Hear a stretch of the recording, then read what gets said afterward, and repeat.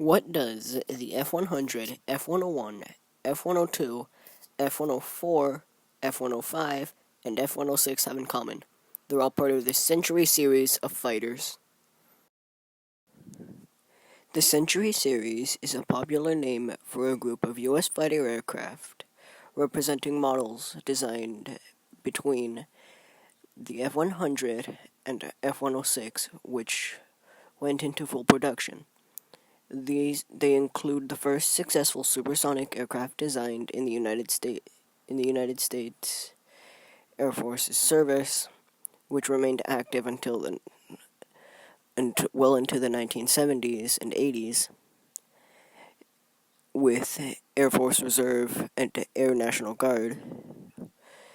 Three later variants of the QF-100, QF-102, and QF-106 also continued service, primarily as aerial target drones until the late 1990s. The North American F-100, first flown in 1953, was the first American supersonic fighter aircraft that entered service. The first supersonic fighter was the Republic XF-91 Thunderceptor. The secret behind the F-100 was the Pratt & Whitney J-57 turbojet, heat-seeking AIM-9 Sidewinder air-to-air missiles, four 20mm Colt Mark 12 cannons, and four 20mm Colt Mark cannons. The Super Sabre served with the U.S. Air Force from 1954 to 1979. And yes, I'm counting the years that it was used by the Air National Guard and Air Force Reserves. The second aircraft in the Century series was the F-101. The F-101 first flew in 1954. It was a twin-engined fighter bomber and interceptor based on the XF-88 penetration fighter. The Canadian Air Force used the CF-101 variant built by Avro Canada. The Voodoo had the same engine as the F-100, the Pratt & Whitney J-57, and could go supersonic. But as an early American jet interceptor, it didn't have any guns. The F-101 was able to use early air-to-air missiles like the AIM-4 Phoenix and AIM-9 Sidewinder.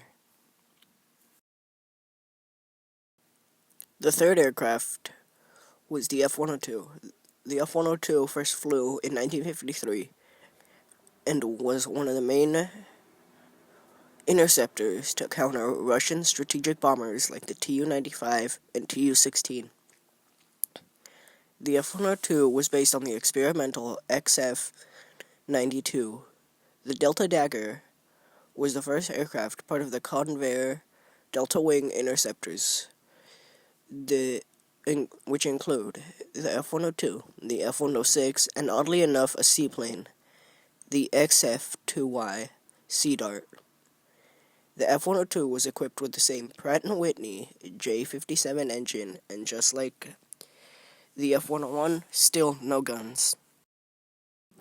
The fourth aircraft was the F-104. The F-104, first flown in 1954, was an interceptor used by many different nations, and it even flew into the 21st century, being retired by the Italian Air Force in 2004. As a U.S. interceptor, the Starfighter was nicknamed a missile with a man in it, and unlike the F-101 and 102, it had a new engine, the General Electric J-79, and a 20mm M61 Vulcan. In Italy and Germany, it was used as a fighter bomber, and in Canada, as the CF-104 Starfighter, it was used as a fighter bomber. Now from the smallest to the largest, the F-105. The F-105 was a fighter bomber used during Vietnam as a penetration bomber and Wild Weasel aircraft. The Thunder Chief was equipped with its famous Sugar Scoop air intakes. The Thud, as it was nicknamed, was equipped with the Pratt & Whitney J75, the same engine as the Lockheed A-12, which is the prototype SR-71/YF-12, and a 20mm M61 Vulcan in the nose. The Thunder Chief could go supersonic and could drop napalm. The fastest aircraft of the series was the F-106. The F-106 was the aircraft meant to replace the F-102 Delta Dagger as the main interceptor aircraft of the United States Air Force. Unlike other interceptors, except for the F-104, it had a 20mm M61 Vulcan and a Pratt & Whitney J75 engine like the Thunder Chief.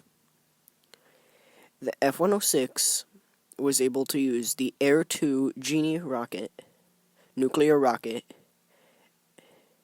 during a record run on December 15th, 1959, a F-106A serial number 56-0467, flown by Major Joe Rogers, flew at Mach 2.39, the fastest for a single-engine fighter aircraft. Designs and prototypes. The XF-103 Thunder Warrior was a proposed Mach 3 titanium interceptor designed in the mid-1950s by Republic Aviation. Because of its high speed, the ejection seat would not have worked, so an ejection pod would have been used. The pod was nicknamed the Shoe for obvious reasons. And does a Mach 3 titanium aircraft sound familiar? I'll give you a minute to guess. 3, 2, 1. Yep, it's basically a YF-12 or SR-71 from the 1950s. And yeah, it would have been used as an interceptor. Very fast interceptor. The F-107 was a fighter bomber that did not compete against the Republic F-105, besides what everyone thinks. The F-107 was based on the F-100, and no, the F-107 was sadly not officially named the Ultra Sabre. The main role of the F-107 would have been a nuclear strike penetration bomber, yes, like the F-105, and just like the F-105, unlike the F-105, it had 4 20mm cannons, more like the Super Sabre, and it was nicknamed the Man-Eater because the crews thought that if they ejected, they would get sucked into the engine that was placed on top of the fuselage. And the pod under the aircraft is not a fuel tank, but would have been where the nuclear bomb was stored. The F-108 was an interceptor that would have been the smaller sister aircraft to the XB-70 Valkyrie heavy bomber. Like the Thunder Warrior, the F-108 Rapier would have gone Mach 3 and used AIM-4 Falcon air-to-air missiles. This design by North American Aviation only got to the mock-up stage, but still would have been a really cool aircraft to see in flight. Like the Valkyrie, the wingtips, I think they folded down. The Bell XF-109 would have been a VTOL tiltjet aircraft. The Bell used data from German engineers collected during Operation Paperclip at the end of World War II. Like the XF-108, the 109 only got to the mock-up stage of production. It also would have been a tactical VTOL and nuclear strike aircraft. What's a Phantom doing here? Just kidding. The F-110 Spectre was the original designation for the F-4H Phantom used by the U.S. Air Force until, under Robert McNamara, all aircraft used by two or more different branches of the U.S. military would have had the same designation. The F-4H was the original designation for the F-4 Phantom used by the Navy. And the Spectre was basically just an unchanged F-4 Phantom with a new name. Maybe part of the Century Series? Personally, I count the F-117 Nighthawk stealth fighter as part of the Century Series. The Nighthawk wasn't very maneuverable, it had no guns,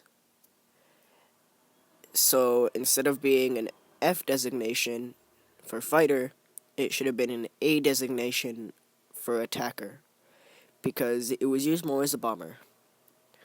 But I'm not really gonna say anything, because as the first stealth aircraft, it's one of the major aircraft in aviation history. There was even going to be a carrier-based variant, the F-117N Seahawk, but they never built it. The F-111 Aardvark was supposed to be a tri-service aircraft for the U.S. Navy, as the F-111B, carrier-based fleet defense swing-wing fighter, that ended up leading to the Grumman F-14 Tomcat, and for the Air Force and Marine Corps as the base model F-111. Does the sound of a tri-service fighter aircraft sound familiar? I'll give you a minute to guess. 5, 4, 3, 2, 1. Yep, it's basically just an early version of the F-35 Stealth Joint Strike Fighter. Thanks for watching, and again, as always, I'll see you next time.